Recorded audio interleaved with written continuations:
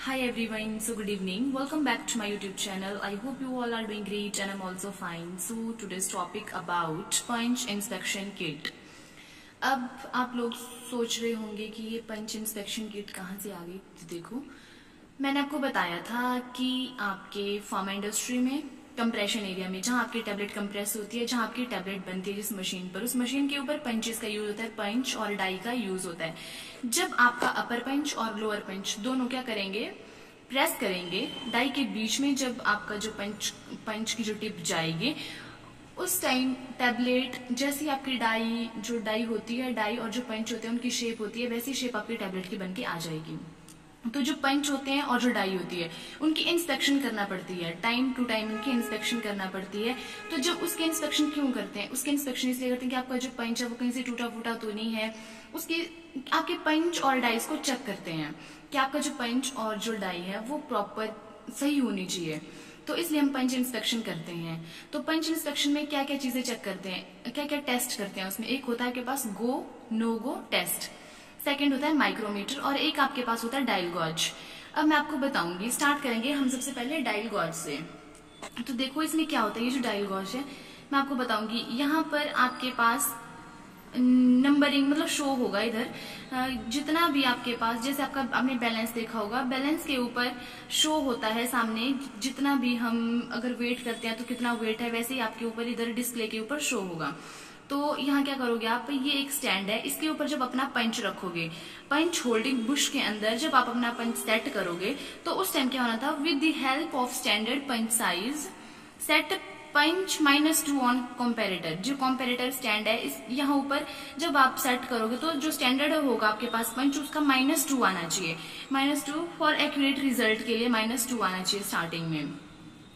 Take a punch and we keep a punch in punch holding bush. सबसे पहले आपको एक पंच लेना है और उस पंच को क्या करना है, ये जो पंच होल्डिंग बुश है उसके अंदर उसके फिट करना है, फिर इसके ऊपर रखना है। जब आप इसके ऊपर रखोगे तो आपकी जो रीडिंग है वो आनी चाहिए 000, यहाँ 00 रीडिंग शो होनी चाहिए। सबसे पहले आप ये करोगे आपके पंच को चेक करने के लिए। उसके बाद जो सेकंड रहता है उसमें फिर आप क्या करोगे, जो आपके पंच का हेड होगा उस हेड को ऊपर वाली साइड को रखोगे, ये जो आपके पास है कंपैरेटर स्टैंड, इसके ऊपर ही इधर ही रखोगे आप अपने पंच को। मान लो ऐसी शेप आपके पंच की, तो ये आपका हेड होता है और ये नीचे टिप होती है। तो वैसे ही जब आप क्या करोगे, इस पंच को ऊपर वाली साइड, तो आपके पास जो रीडिंग है वो आनी चाहिए 0.01 रीडिंग आनी चाहिए। मतलब क्या, आपका जो पंच है, पंच की ओवरऑल लेंथ कितनी होती है, 133.6 होती है। तो 133.6 इसकी ओवरऑल लेंथ आएगी। फिर टिप अप साइड, फिर आप इस पंच को ही दूसरी साइड से रखोगे, ये टिप है इसको ऊपर वाली साइड को करोगे। जब इस टिप को ऊपर वाली साइड करोगे तो इसका फॉर्मूला, तो उस टाइम कितना 0.96 आनी चाहिए। इसकी वर्किंग लेंथ का फॉर्मूला क्या होता है, वर्किंग लेंथ आप कैसे निकालते हो, वर्किंग लेंथ निकालने का होता है 133 ओवरऑल लेंथ हुई 133.6, इसमें से माइनस कर दोगे जो आपकी टिप अप साइड आएगी 0.96, जो जितनी आएगी वो होगी आपकी वर्किंग लेंथ। अब देखो, इसके साथ साथ आप अपने पंच और जो डाइज होती हैं उनके क्या चेक करोगे, उसके आपको बैरल डायमीटर भी चेक करना है पंच का, पंच टिप साइज भी चेक करना है, लेंथ विड्थ, अगर आपका राउंड शेप में आपका पंच होगा तो उसका आपको साइज वगैरह भी चेक करना है। तो देखो, जो माइक्रोमीटर होता है, माइक्रोमीटर में 0 to 25 mm का, मान लो आपके पास है 2 माइक्रोमीटर, एक 0 to 25 और सेकंड आपके पास 25 to 50 mm का है।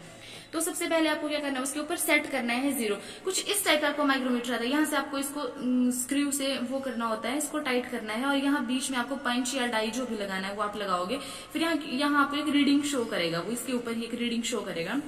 तो वैसे ही क्या होगा, सेट 0 करना है, फिर पंच टिप डायमेंशन, लेंथ विड्थ जो भी आपको चेक करना है वो आप उसकी लेंथ विड्थ चेक कर सकते हो, चाहे आप डी टूलिंग का लो, बी टूलिंग का लो, जो भी है वो आप चेक कर सकते हो। उसके ऊपर आपको बैरल डायमीटर भी चेक करना पड़ता है। बैरल डायमीटर कौन सा होता है, बैरल होता है यहाँ से लेके ये बीच का ये जो पार्ट है इसको बैरल डायमीटर बोलते हैं। इसको भी चेक करते हैं, इसकी लेंथ चेक करते हैं, इसकी विड्थ चेक करते हैं।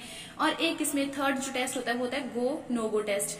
गो नो गो टेस्ट में आप क्या करोगे, अपनी डाई लोगे, अपना अपना पंच लोगे, उस पंच को क्या करोगे, गो नो गो, एक शेप बनी होती है उसमें गो नो गो, जहां गो होगा वहां से आपका जो पंच है उसका जो हेड है वो क्रॉस करना चाहिए, और जहां पर आपका नो गो है वहां से आपका जो पंच है जो आपका पंच का जो हेड है वो पास नहीं करना। अगर मान लो आपका जो पंच है नो गो से पास हो गया, इट मीन्स आपका जो पंच है वो ज्यादा घिस चुका है, ये सोच लो कि ज्यादा यूज हो चुका है, तो उसका आप यूज नहीं कर सकते। बट जहां पर गो टेस्ट होगा, वो गो टेस्ट पर क्या होगा कि जो आपका पंच है वो गो से इजीली पास हो जाना चाहिए। तो ये आपका पंच इंस्पेक्शन किट में रहता है, आप ये सारी चीजें चेक करते हो। उसमें गो नो गो टेस्ट होता है, माइक्रोमीटर्स होता है, ये जो आपके पास डेल गॉज होता है, स्टैंडर्ड कंपैरेटर स्टैंड होता है, इसमें आप अपना पंच की साइज वगैरह चेक करते हो, पंच की लेंथ चेक करते हो, वर्किंग लेंथ चेक करते हो। तो ये था आज का हम लोगों का टॉपिक। आई होप आपको आज का वीडियो पसंद आया होगा। अगर वीडियो अच्छा लगे तो वीडियो को लाइक करना, शेयर करना और चैनल को सब्सक्राइब करना ना भूलें। Thank you so much.